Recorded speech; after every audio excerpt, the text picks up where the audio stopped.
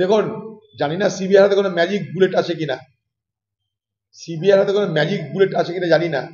CBI যদি কিছু করতে পারে সে তো এভিডেন্সের উপরে করবে, প্রমাণের উপরে করবে। সেই এভিডেন্স যদি ধূলিসাৎ করে দেওয়া হয়, সেই এভিডেন্স যদি মিটিয়ে দেওয়া হয়, তাহলে তদন্ত তো সময় লাগবে বলে আমি মনে করি। এখন আমি আশা করি যে সিবিআই তাদের যোগ্যতার পরিচয় দেবে। তবে এই সিবিআই তো সারদা কাণ্ড, অন্যান্য অনেক কাণ্ডে দেখেছি সিবিআইয়ের ব্যর্থতা। ফলে বাংলা একটা কথা আছে না, না আঁচালে বিশ্বাস নাই। আমার এখন তাই মনে হয় যে না আঁচালে বিশ্বাস নাই। কারণ সিবিআই ম্যাজিক বুলেট নয়, তদন্ত করবে। তদন্তের ভিত্তি কি হবে? গোটা রাজ্য তাদের বিরুদ্ধে, গোটা প্রশাসন তাদের বিরুদ্ধে। তার তো জাদুকর যে নয়, মনে করলে সব করে দিলেও সময় লাগতে পারে। আমার বক্তব্য একটাই, সময় লাগুক। সময়ের জন্য আমাদের আফসোস নেই, কিন্তু সময় লাগলেও তা যেন যে দায়িত্ব নিয়ে এসেছেন সিবিআই অফিসাররা, তারা যেন প্রকৃতপক্ষে দোষীদের অন্বেষণ করে খুঁজে বার করতে পারে এবং শাস্তির ব্যবস্থা করতে পারে।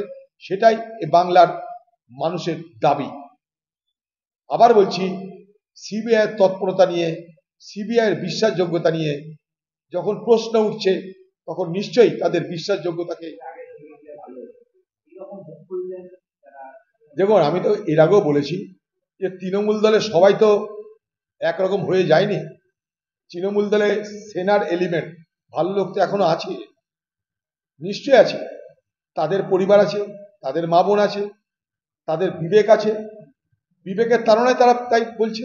এবং লক্ষ্য করে দেখবেন, যারা বলছে তারা কিন্তু সমস্ত রাজ্যসভার সদস্য। তারা বলছে প্রতিবাদটা করছে। লোকসভার কোথায় প্রতিবাদ? লোকসভার যারা এমপি আছে, এসব জ্ঞানী পুরুষরা আছে, মহিলারা আছে, তারা ভাষণের তুবড়ি ছোটায়। তাদের মধ্যে তো মহিলা আছে, তাদের বিবেকের দংশন হচ্ছে না? তাদের মুখে আওয়াজ নেই কেন? আজকে রাজ্যসভার যারা সাংসদ তারা বলতে পারে, কারণ তারা জানে আজ না হয় কাল আমাদের আর কি হবে, যা হবে হবে। শান্তনু সেনকে সরিয়ে দেওয়া হয়েছে, সুখেন্দু বাবুকেও সরিয়ে। তিনি দুদিন থেকে আসছে না বলছেন, কিন্তু তিনিও নিরাপত্তাহীনতায় ভুগছেন এবং স্বাস্থ্য ভবন অভিযান করছেন। যে জুনিয়র ডাক্তারদের যে নতুন ফ্রন্ট তৈরি হয়েছে, তারা আজকে স্বাস্থ্য ভবন অভিযান করছেন এবং সেখানে পুলিশের পাইলা। জুনিয়র ডাক্তাররা বলছেন যে তারা খুঁজতে যাচ্ছে স্বাস্থ্য ভবনে তাদের অভিভাবক, তাই অভিযান। ব্যাস এগুলোই হবে, এখন নাটক হবে। রুগীদের বিপদ বাড়ছে, চিকিৎসার ব্যবস্থা গোল, চিকিৎসা ব্যবস্থা হলে কিছু থাকছে না আর বাংলায়। আর এই নাটক হবে। আর বাংলার মুখ্যমন্ত্রী তার গুমার তুমি, সে সবকিছু দেখেও দেখবে না, সে সবকিছু জেনেও জানবে না। তার হাতে মস্তান আছে, তার হাতে পুলিশ আছে, তার হাতে হিন্দু মুসলমানের ভোটের বিভাজন আছে, তার হাতে লক্ষ্মীর ভান্ডার আছে, কন্যাশ্রী আছে। অতএব যা কিছু হবে কিছু পরোয়া নাই, জো মর্জি ও করতে রাও। এই অ্যাটিটিউড আছে বাংলার মুখ্যমন্ত্রী। তাই বাংলার মুখ্যমন্ত্রীর আমলে, এই তৃণমূল সরকারের আমলে প্রতিদিনের এই ঘটনা দেখতে দেখতে আমরা অভ্যস্ত হয়ে গেছি। তৃণমূল বলছে ভোট পথে 355 করার চিন্তা ভাবনা। আতঙ্কে আছে তৃণমূল এখন। যদি আইনে থাকে তো হবে। তৃণমূল আতঙ্কিত হওয়ার কি আছে? কেন্দ্রীয় বাহিনী, ওখানকার ডাক্তাররা চাইছে, অত্যাচারিত যারা তারা চাইছে। আজকে এই সরকার তাদেরকে প্রোটেকশন দিতে পারছে না, রক্ষা করতে পারছে না। উল্টে তাদের নাম ধরে ধরে, সেই সমস্ত মহিলা ডাক্তারদের নাম ধরে ধরে লুটেরারা, আক্রমণকারীরা বলছে যে আরজি কর থেকে শিক্ষা হয়নি তোমাদের, তোমাদেরও আরজি কর হবে। যখন সারা বাংলা আরজি করকে সামনে রেখে প্রতিবাদে সামিল, তৃণমূলের গুন্ডারা তখন, তৃণমূলের অপরাধীরা তখন আরজি করকে মডেল করে বাংলার মহিলা সমাজকে ভীত সন্তুষ্ট করতে চাইছে। আরজি কর মডেল তৃণমূলের। তিনি আবার অভিযোগও করেছেন যে তিনি একটা নিরাপত্তাহীনতায় ভুগছেন, হাইকোর্টে দ্বারস্থ হয়েছেন। তার সেই সময় দুর্নীতি বিভিন্ন রকম, যে কোভিড এর সময় টাকার নয় ছয় বা ব্যবহৃত অন্য জায়গায় ব্যবহার, এতে অন্যান্য রোগেরও আশঙ্কা করেছিলেন। তিনি আবার হাইকোর্টে অভিযোগও করেছেন। দেখুন, পশ্চিমবঙ্গের সরকারের পক্ষ থেকে, পশ্চিমবঙ্গের স্বাস্থ্য দপ্তরের পক্ষ থেকে এই সমস্ত অপরাধীদের, দুর্নীতিগ্রস্ত ব্যক্তিদের যে সরাসরি মদত করা হয়, তার প্রমাণ এইটাই যে সেখানকার ডেপুটি সুপার মিস্টার আলী সে হিম্মত করে একবার নয় বারবার রক্তচক্ষুকে উপেক্ষা করে, ভয় ভীতিকে উপেক্ষা করে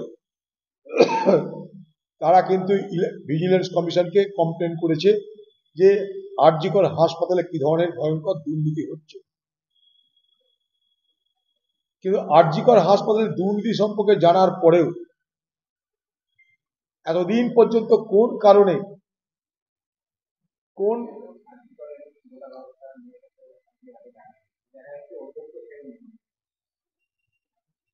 কোন দুরবস্থায় পড়েছে বাংলার চিকিৎসা ব্যবস্থা, স্বাস্থ্য ব্যবস্থা, যে হাসপাতালে পাহারা দিতে আসছে কেন্দ্রীয় বাহিনী।